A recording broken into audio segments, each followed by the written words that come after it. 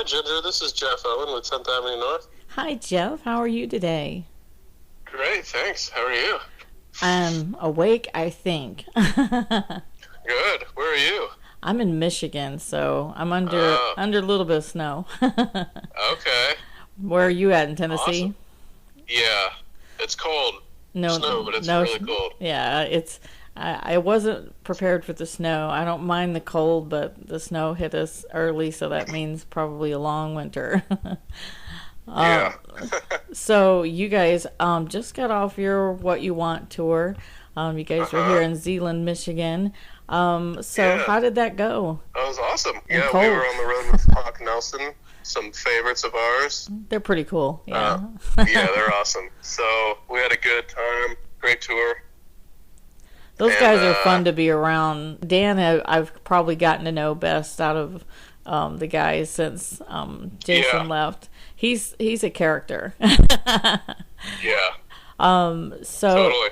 I love Followers. I love the new Oh, album. thank you. I'm so glad you're going to be on Winter Jam. I love it when you guys are on either Winter Jam or Roadshow or one of those because it is such a uh, impactful moment for us to have you guys come out because you guys have of course Mike gets out and talks, but the songs between him explaining his walk or your guys walk or some Hmm. story along with the songs, it makes it come full circle every time I see you guys perform. And I'm so glad you're going to bring that to Winter Jam because a lot of young people come there, and a lot of young people we have either seen come to Christ or turn back to Christ because of things that have been said and sung with you guys being there.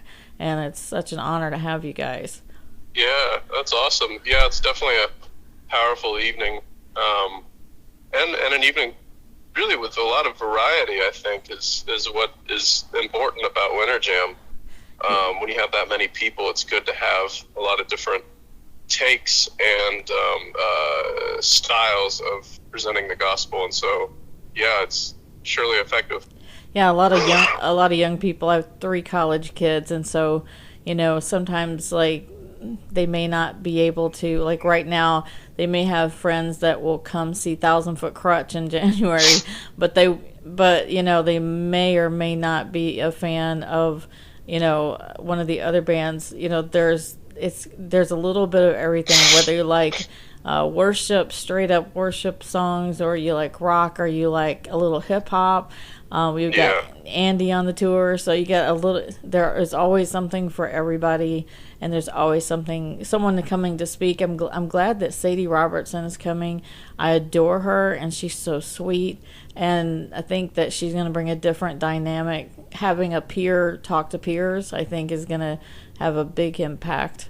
I tell you, I have tried to figure out what my favorite song is on Followers, and which is out now, everyone, on iTunes and Google Play and all of that great stuff. So get the new album. It is fantastic. I'm kind of hung up on I Have This Hope, but I really love Control. It's kind yeah. of torn between the two, but those are.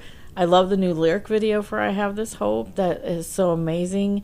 So if you had a big response from that song itself, because I would think that would bring it a lot of, fan stories and comments and things. Yeah, it's we're really excited for that to be released as a single.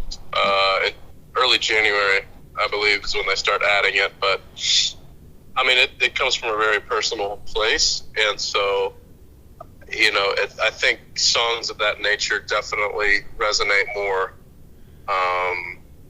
with listeners, and that's kind of our prayers that people would understand that we have a hope in Jesus, and it's not our current condition here on earth that dictates the outcome of the story. And I think that's a message that resonates with people because it's all around us, pain and hurt. And yeah, we have a lot of the song was written around my sister-in-law who still currently has cancer, and there's a lot of people affected by that. And so, yeah, there's a lot of response to that song, especially from people who have been affected by cancer. it's just a beautiful, sometimes it sounds weird to say there's something beautiful about going through that. My sister has had been battling breast cancer about 6 years now. I mean, it's right now, in remission, but she's had more than one, reoccurrence, and it's a fight that usually only people who have someone they know go through it can really understand how completely heartbreaking it can be. But it brought us together closer. We were already close, but it brought us together closer. But her relationship with God, she couldn't explain the intimacy. It's there is something beautiful about despair sometimes, because it brings you to this place. It's almost like you have this secret meeting room with Jesus. You just get in a closet with him, and just no one else can hear. It's just this very intimate relationship. And if you do that, then that's where the hope is. It's found in that intimacy, and really just a surrender. Because I like the song Control. I like the title alone, because we don't have control, and when we think we do is usually when we're trying to do everything in our own strength, and we're either following the world, or we're trying to follow our own mindset, and we have none of that. We have no control. And so whether you have cancer, or you're going through a divorce, or you're having problems with a friend or a loved one, no matter what you're going through, that's where the hope is found. And so I mean, there's an obvious sign of what the name Followers meant, but why name the album Followers in particular? Well, that kind of stems from our song, What You Want. And the point of that song is to let people realize that Jesus didn't call us to be leaders. He called us to be followers. And he told Peter to feed my sheep, not lead my sheep. And I think people get so hung up on being a leader and showing people the way, that really what we just need to do is be followers of Jesus, and all these things will be added unto you, right? It's I think Jesus made it abundantly clear that he is the way. And so it's not about our impact for his glory and our ministry expanding and growing. It's just, do you love Jesus? And he'll draw people unto himself. Because you don't have to, you don't have to be in a position of leadership. I think some people get worried if they're not in a ministry. I know some wives feel that way, or single moms, or single dads. They feel like, well, I don't have a career. My career is basically my kids. But that is the biggest ministry you could have, is to raise godly people to impact the world. If you raise your kids to follow God, that's a hard ministry, and it's a big ministry. Your ministry doesn't need a title, and you don't need to be even in a role of leadership or anything. I think that is such a profound statement that many people need to hear. They're more concerned about getting, assistant worship director title or whatever it might, or be a missionary, whatever. It's just wherever it's kind of like with Matthew, he just said, follow me. And he just got up and followed. It's just it should be that simple. Get up, stop what you're doing, and follow me. I think I need that constant reminder to stop what I'm doing, put down the technology, because I'm a techie anyway, and then, the technology is always kind of calling, but you get so hung up, whether it's Facebook and Twitter and all these things, and some friends don't keep up on one but on the other, and you just get overloaded, and you're like, how would God find me anywhere in any of this?